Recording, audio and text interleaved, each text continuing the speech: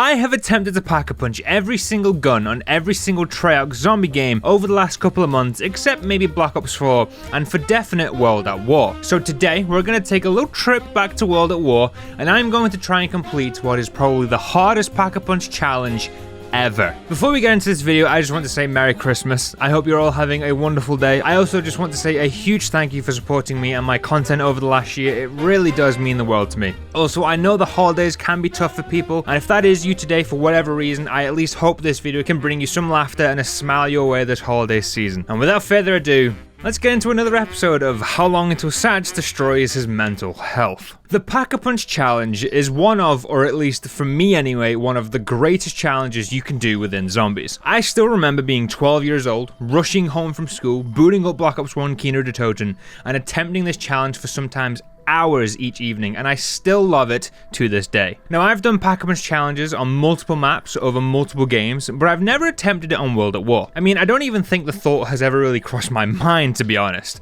I've seen so many other creators do this over the years, and so many of them all say the same thing, and that this is by far the most difficult Pack-a-Punch challenge in Call of Duty Zombies. There's only one map that this challenge can even be done on in World at War, and that is Der Riese. This map is home to 22 out of the 30 guns on World at War, and offers 9 of those guns on the wall, and the 13 remaining only being available from the mystery box. Now, a Pack-a-Punch challenge containing 22 guns doesn't really seem too difficult, especially after factoring in that I've been able to Pack-a-Punch that many guns alone in other games and mods. But you see, there is a catch with World at War Zombies, and that is I will have to do this in a single life. Quick Revive doesn't give you a self-revive in World at War like it does in literally every other Zombies experience.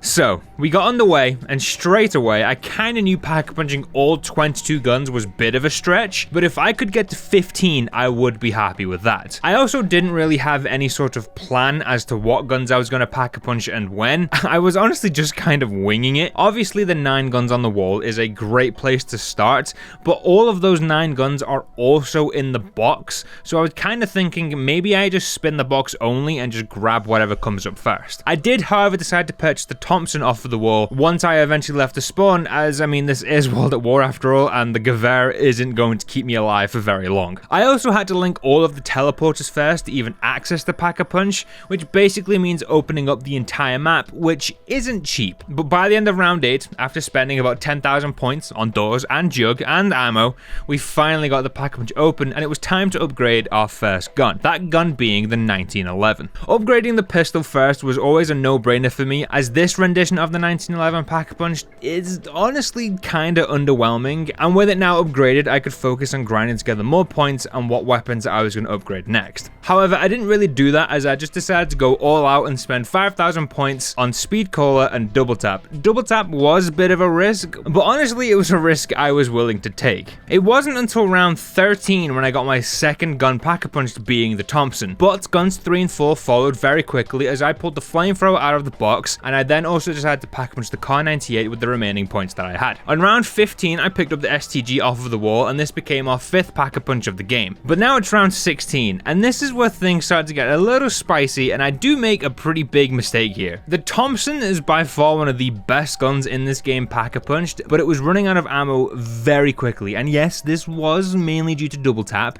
and because I wanted to keep the bulk of my points for guns, I didn't really want to be spending that many points on buying ammo for the Thompson, so I kind of swapped it out for the Panzerschreck. But this would go on to be gun number 6 that we Pack-a-Punch, so I mean, like, it's kind of a small dub, right? On round 18, it was finally time to say goodbye to the Panzerschreck, and we got the double barrel shotgun out of the box. A personal favorite of mine, and I was very excited to Pack-a-Punch this weapon. So at the end of round 18, we do exactly that.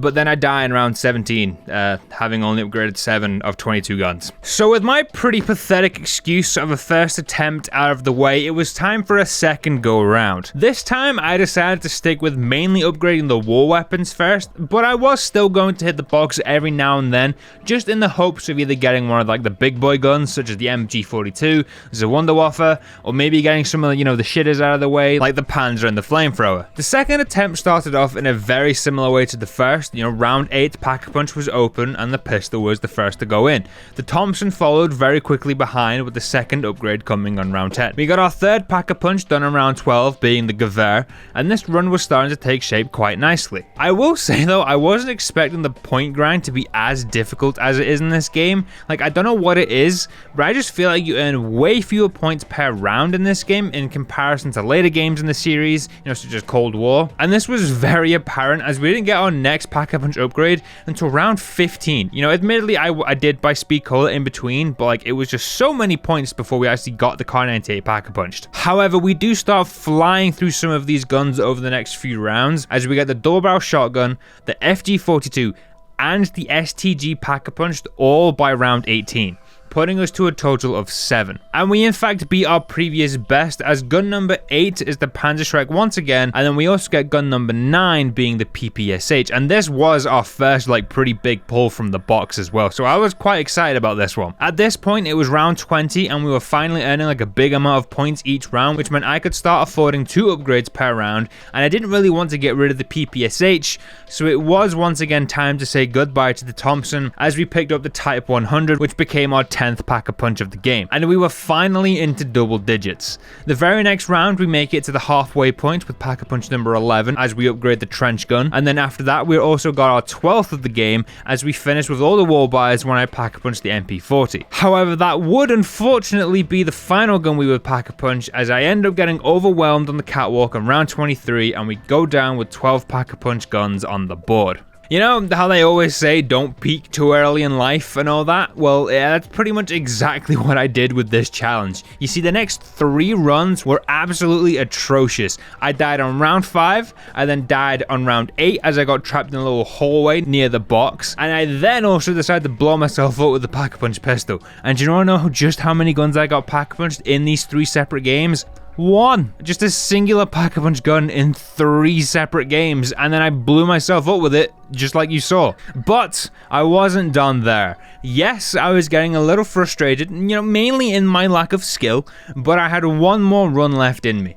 Yet again, come round 8, the Pack-a-Punch was open and it was time for our first upgrade. But this time I opted with the Thompson, and I don't really know why, as this didn't really benefit me considering I needed more points than anything, and I was now killing zombies way faster, meaning less points. This thankfully didn't slow me down, as the 1911 was upgrade number 2 on round 10. And I almost immediately swapped it out for a new gun from the box, being a first for this video, being the M1A1 Carbine. I gathered my 5,000 points of Pack-a-Punch, and the Carbine became upgrade number 3 for this game, and the Carbine was also surprisingly very strong. This gun had no problem popping heads throughout round 13, but unfortunately it wasn't going to last, as I needed to keep things rolling as quickly as possible, so I switched it out for the Kar 98 and we had our 4th upgrade of the game. Between rounds 15 and 16, I also managed to get both the Gewehr and the dual barrel upgrade, putting our total for this game to 6. My goal for this game was to continue getting at least 1 gun upgraded every round, which I was surprisingly able to manage, as by the end of round 20 I had the Type 100,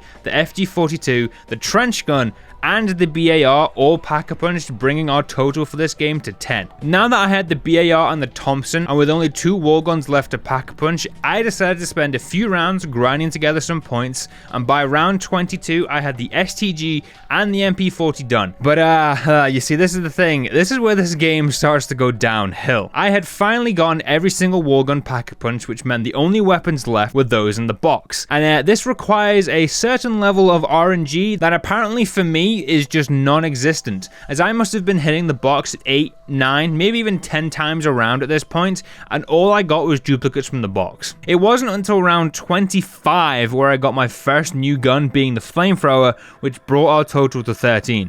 A small part of me did think that the flamethrower would finally be the turning point for my box luck, but it just wasn't, as we ended up getting to round 28 without any new guns from the box, and it was here where I eventually got overrun by zombies, and it's game over.